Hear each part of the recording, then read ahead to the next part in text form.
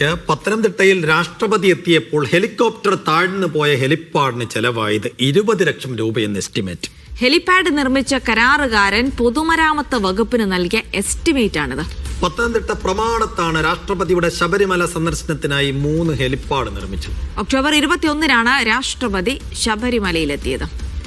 നന്ദുഷയുണ്ട് വിവരങ്ങൾ നൽകാനായി. നന്ദുഷ, 20 ലക്ഷമാണോ താഴ്ന്നുപോയത്? തീർച്ചയായും ശബരിമല സന്ദർശനത്തിനായി രാഷ്ട്രപതി എത്തിയപ്പോൾ ഹെലിപ്പാഡിൽ താഴ്ന്നു പോയത് സംസ്ഥാനത്തിനും അതോടൊപ്പം ജില്ലാ ഭരണകൂടത്തിനും വലിയ നാണക്കേടുണ്ടാക്കിയ ഒരു സംഭവമായിരുന്നു.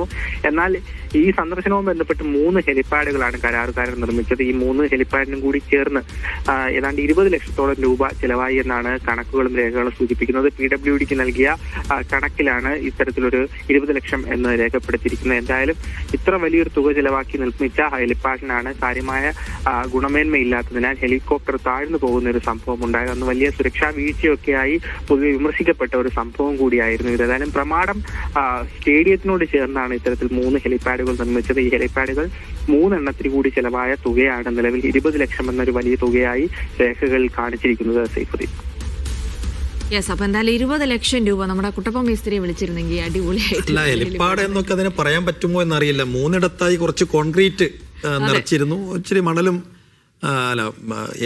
എംസാൻഡും ഇച്ചിരി മെറ്റലും ഇച്ചിരി സിമെന്റും.